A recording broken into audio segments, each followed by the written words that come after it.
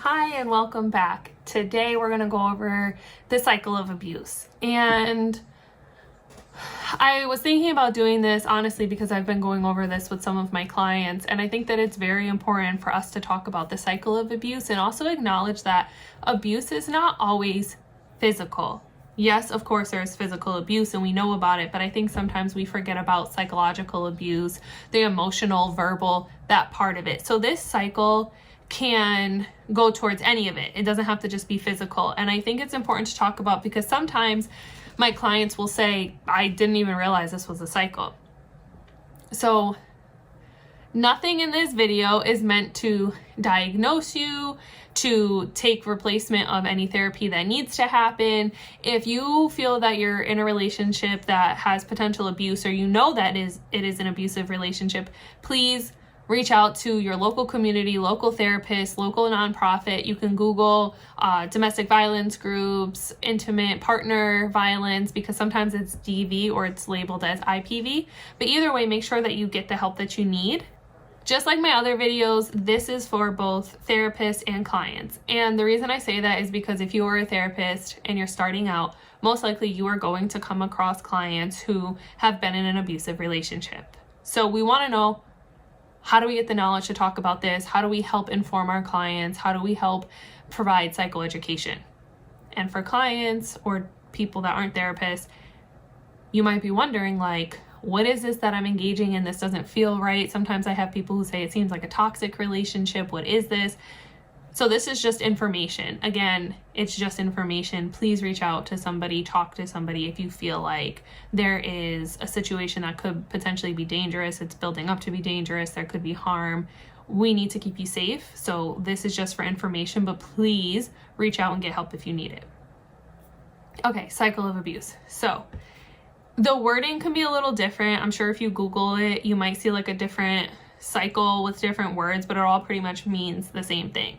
Now, this is once you're in the cycle, right? Because when it comes to abusive relationships, usually in the beginning, it's like a honeymoon stage. Things are great. They're like, you're not seeing this cycle right off the bat. We're talking about once you're recognizing a few incidents and the pattern is going, this is typically what you're seeing within the pattern. So this stage that we could start with is tension building. This is where nothing has happened yet, right? But you just feel this tension. There's this stress, there's this agitation. It might feel like walking on eggshells if you are the victim. You might feel like, oh, I don't know, like if I say the wrong thing or do the wrong thing, it seems to set them off. Like you're kind of in this weird spot, like nothing bad has happened, but nothing good is happening. You're starting to feel like, okay, we feel something building. There's tension here. There's stress. I'm starting to feel on edge. I don't know how to act. So that's one stage where the tension is building. Then you have the actual incident. So after the tension builds enough, we get to the point where there's an incident. What happens? The abuser usually lashes out either physically, verbally, because again, we know it could be physical where somebody could actually get hit and get hurt, or it could just be this person is degrading you, putting you down, screaming, yelling. There could be psychological abuse. There could be sexual abuse where things are happening or being forced upon you that you are not in agreement with. Those tactics come out in this incident, and that person dominates the situation and creates some form of abuse. So tension build up. We have our incident. It's like an explosion. We're at the top of the cycle. I mean, if it's a cycle, it's a circle, but you get what I'm saying. We're reaching the top. And after this, we got to come back down. And usually what will happen here is some form of reconciliation. And it doesn't have to be right away. It doesn't mean that if it happened this morning, the apology is going to come by tonight. Sometimes it takes longer than that. But generally speaking, you have some form of reconciliation where the person that does the abuse either makes an excuse or makes an effort to apologize. It can look different. Sometimes the abuser will just come out and say, I am sorry for the way that I treated you. It's just that my anger, it gets so heightened, or I just become so jealous because I just love you so much that when I hear about another guy, or I mean, it could be guy or girl, right? But just for the sake of the example, when I hear about you talking about somebody else, it just makes me so hurt to think that I could lose you, and it just makes me so angry. And even though I know I shouldn't have hit you, but I was just so angry. So there's this acknowledgement that something happened that shouldn't, and they could take responsibility for it, or it could be more in terms of trying to make you feel crazy about it. Like, well, maybe if you didn't act this way, I wouldn't have hit you. Maybe if you didn't say the things you say, I wouldn't have to put you down. And so it's a justification, but either way, it's still an acknowledgement that yes, something happened that shouldn't have, but the reason why it happened is your fault. So we could see actual accountability and I'm sorry, or we could see gaslighting, we could see justification, we could see an apology that's not really sincere, but basically it's this moment of like, I want to move past this. Something happened, I acknowledge we hit this incident, I want to move past it, let's try to work it out. Following that, we go into like a calm state. This could be, again, named different titles for different websites or things that you go on, but generally speaking, it's a calm state.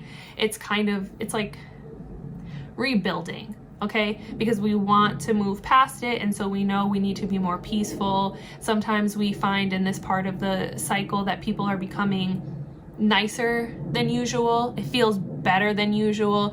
It feels like everything is being fixed, that things could get better. It's basically the stage where there's all of this rebuilding to make the person that is being abused or the victim feel like things could get better. This stage is really important because when you feel like things could get better, you're more likely to want to continue trying. And this is almost like the loop that helps the cycle keep going. So now I feel like, okay, things are getting better. It feels even better than usual. They understand what they did was wrong. They understand this, they understand that. So now you're in a good place. You're feeling solid. Like, let's keep this going. Let's keep trying this. When you keep trying it though, this is where the cycle repeats and you start to feel like, things were good, but I feel a little bit of tension. Something's a little off again. I'm not really sure what it is, but it feels like it's becoming off.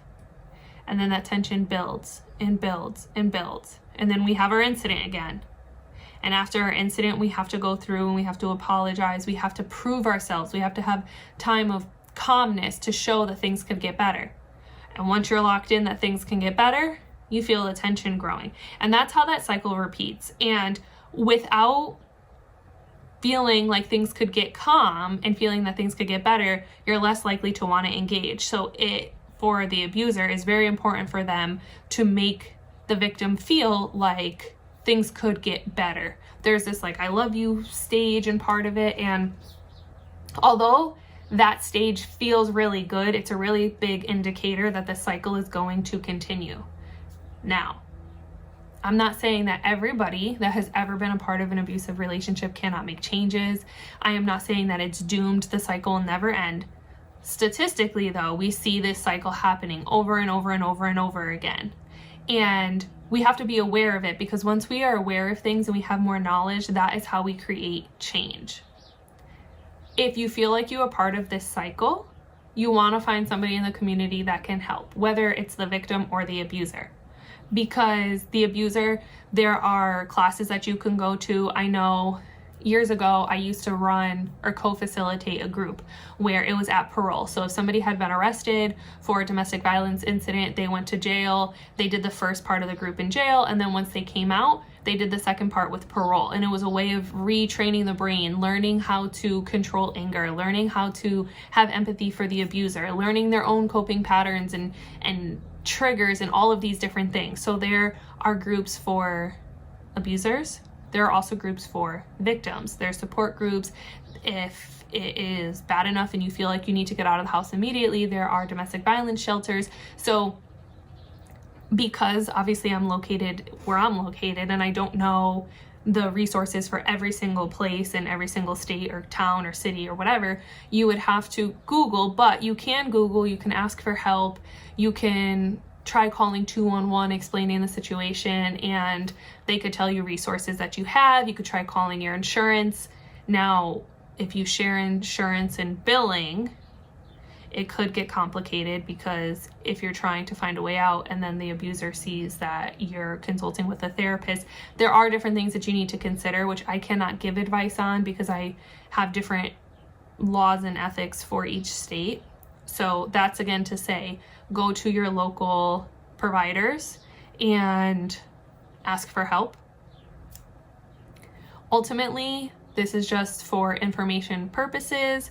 So when we know the cycle of abuse, we're more likely to pick up on it, understand what's happening, understand what's coming next, and know where we need to make changes.